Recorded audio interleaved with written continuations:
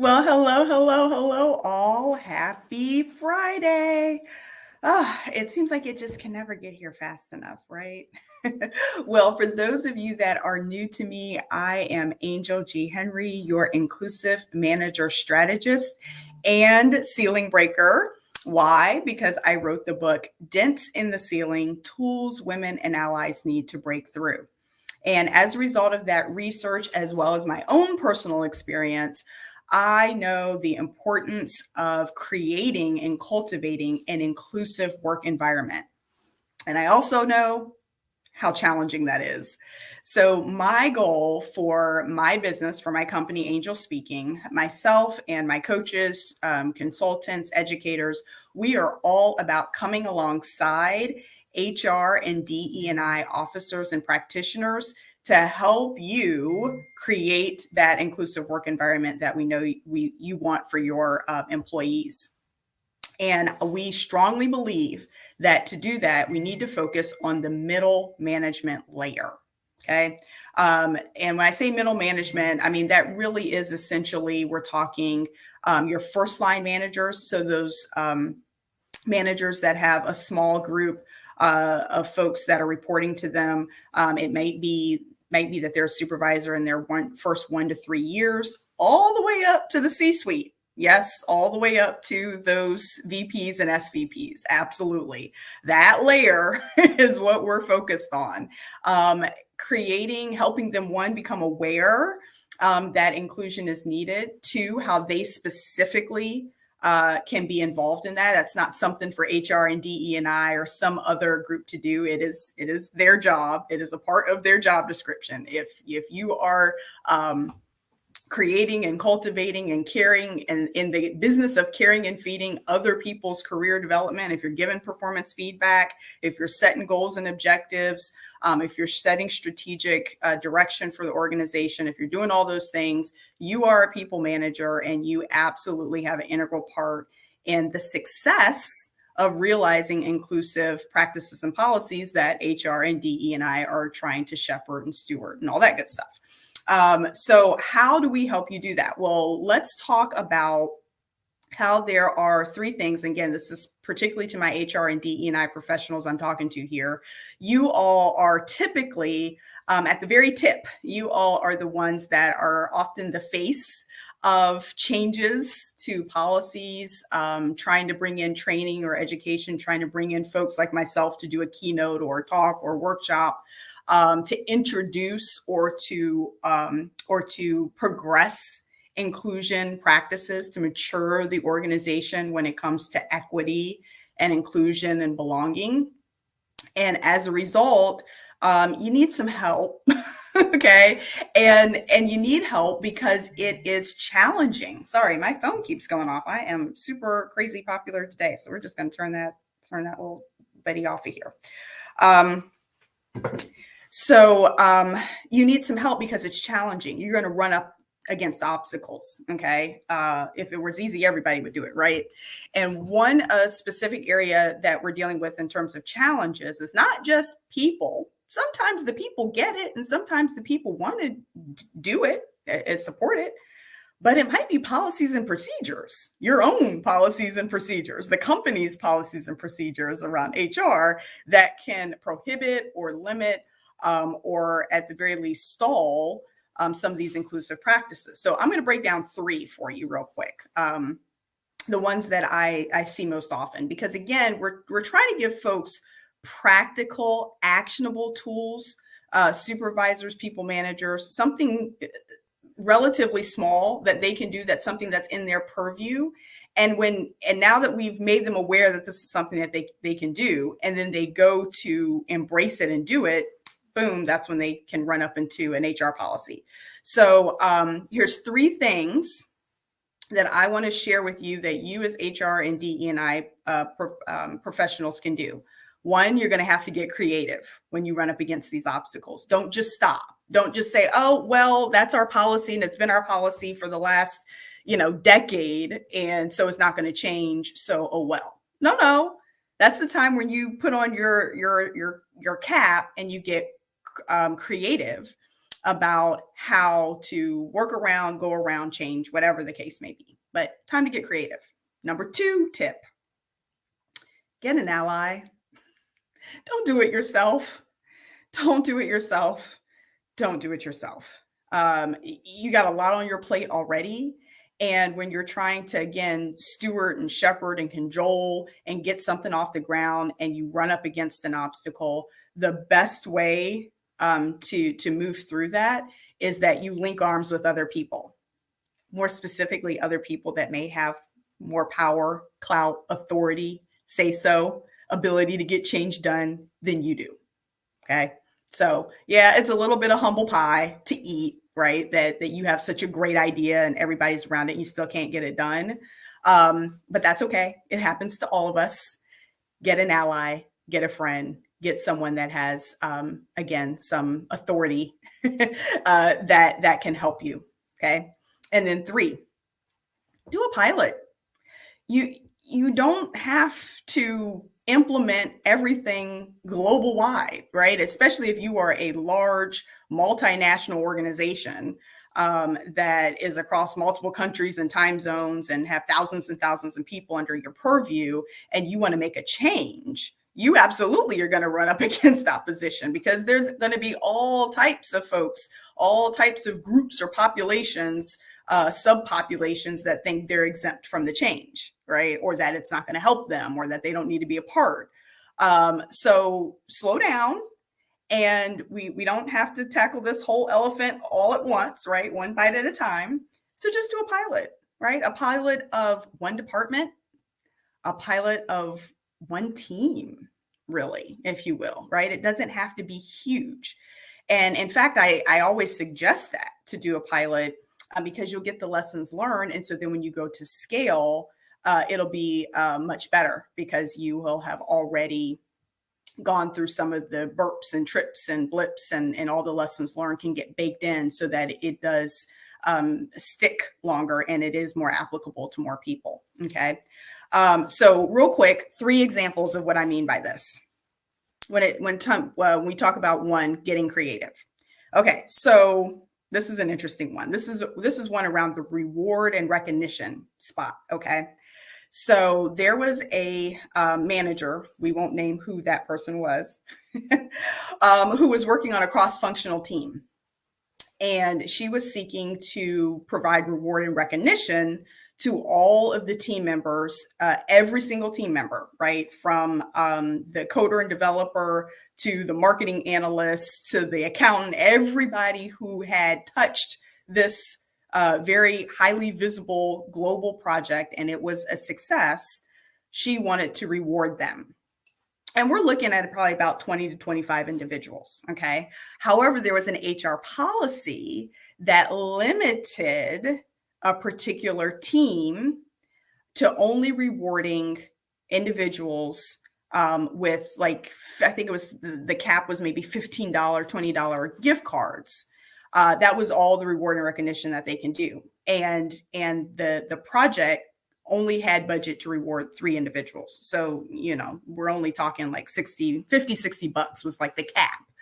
And I'm like, oh my goodness, I've got a cross-functional team. I want to recognize all 20 people. I can only recognize 3. That's not right. That's not what I'm trying to do. I'm trying to be inclusive, but I've got this policy that is preventing me from doing so. So after a talk with just a couple of people, I got the aha idea to say, well, let's break it up. All these people are from different business units. Okay. Now, luckily, thank goodness, I think we had one hiccup, but luckily each business unit had only kind of offered up 2 at max 3 individuals anyway. So we were able to reward everyone based on that business unit, only 3 at a time. Right. So accounting or the finance department had their 3, they were able to recognize. The IT department had their 3, they were able to recognize. Product had their 3, they were able to recognize. You get the idea, right? So we were able to get creative and work around that particular HR policy in order to do what we wanted to do, which was be inclusive around reward and recognition for the entire team. Okay, so that's one example. Number 2, get an ally. There was an HR policy where if an individual was out sick for 3 consecutive days, in order for them to come back to work and, be in good standing and not getting written up, they had to have a doctor's note, a note from a licensed professional saying that yes, they indeed came in and they were sick, and it's okay to let them back in work. And I'm sure that policy was born out of some very good rationale, good reasoning. However, it lent itself more towards a physical illness, right? So I'm coughing, I'm sick, sneezing, don't feel good, I have a fever. So I'm going to go to my urgent care, I'm going to go to a physician, and I'm going to get a note saying it's okay for me to get back to work. Well, that kind of assumes a lot of things. I mean, it assumes that I'm privileged enough to have access to a doctor, and that I have a primary care physician to even go to. And we all know you definitely do not. You absolutely want to stay away from ERs or hospitals because the expenses, right? It assumes that I have healthcare insurance. There's a lot of assumptions based on that. Oh, just go to a doctor and get a doctor's note. Okay.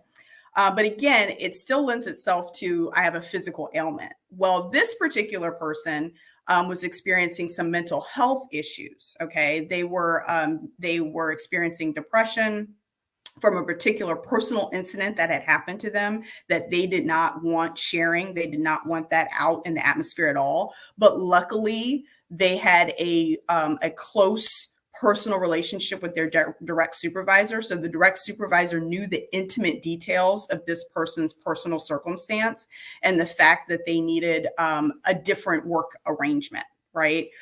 So essentially they were on medicine, and the medicine had some severe side effects to where it actually had the person kind of, sleeping in meetings, sleeping during the day. They were experiencing some physical side effects from the drugs that they were taking, and it was impeding their day job. And so they were just asking to just, shift or to be a little bit more flexible in their work schedule while they just got through this, maybe month or so time frame to where their body could adjust to the meds. Now, the supervisor had no problem with it at all, was totally supportive, and was willing to work around. But again, that HR policy of if you're out for 3 days straight, you have to have a note. And both the person and the supervisor thought it was ridiculous to keep sending this person back to the doctor for these notes intermittently. It just didn't make sense. So the supervisor paired with a senior leader, right? And explain the situation kind of high level. And the senior leader was like, well, that doesn't make any sense. Like, wait, no, if people are having mental health problems and they're struggling and you and the direct report are working it out, we should be able to adjust people's, give them flex time or, adjust their work arrangement temporarily. That shouldn't be an issue if everybody's okay with it. And this very senior leader thought that the policy just didn't make any sense and was no longer applicable to their work environment. And so that senior leader is the one that approached the VP of HR to challenge it and to get it changed. Now, it took a while, but again, it wasn't the manager doing it. It wasn't their manager, the director. It was this SVP of the department that was using their political and social capital to make change happen.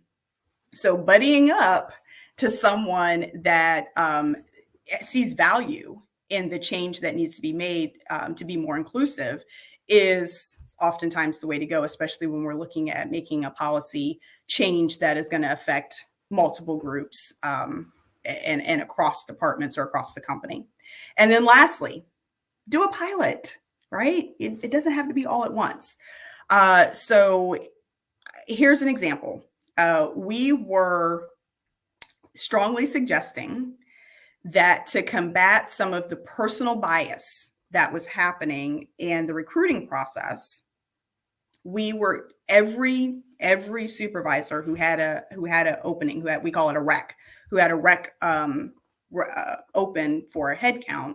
And was going out to the market, right? Going out on LinkedIn or Indeed or, placing ads for an open job, that when they got when they got the resumes in, it would funnel to one person, and that one person would sift through the resumes and then make phone screens and then do the interview and the hiring. And that was all one person.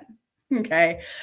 So yeah, if everybody has bias, by the way, I have bias. My favorite is similarity bias. If I see somebody who's similar to me, I'm definitely going to be getting them a phone screen, if not an interview, for sure.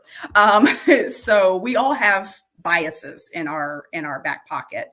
And we know that one of the fastest ways to combat bias in the recruiting process, from solicitation all the way to promotion, is to have a panel, a group of people, preferably odd number, a 3-person panel or 5-person panel, so that you don't get into a deadlock. And when you get 3 people or 5 people, then you're probably going to get some different biases. And so because again, we all have it, but you start challenging each other's biases, right? To say, hey, why did you think Ron was such a great candidate? There was nothing redeeming about him at all. He doesn't even fit the job description. Like, what was it about him? Oh, geez. Well, he was from my alma mater, and I know they got a really good program, and he's probably pretty smart. And it's like, yeah, no. But you need somebody to challenge that, right? Because otherwise Ron would have got through and got hired and been sitting in that seat and not been competent enough to do the job. And people would have been scratching their head like, how did Ron get this job? Happens all the time, by the way. I think I think it was a stat by, don't quote me, I think it was Harvard Business Review, like 75% hiring managers regret at least one of their hires. I'm sure that percentage is probably even more than that. But, it goes to show you, at the end of the day, yes, we make mistakes in the recruiting and hiring process, for sure. And so one way to eliminate that is to have a team of people. Well, of course, you can imagine what the initial pushback is we don't have time. Who am I going to get to be involved? How am I going to coordinate all these schedules, right? It's going to be too hard. It's going to complicate the hiring process. I need to hire this person yesterday. I don't need to have 3 other people signing off on this hire. You can already go down the list of pushback and opposition.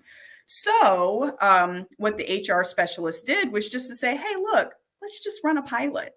Let's just create a team, of a 3-person team, right, to interview on jobs in this particular department around this particular function, and we'll let everybody else keep going, and then we'll come back in 6 months, whatever time frame it was, and look at the process. Was it difficult?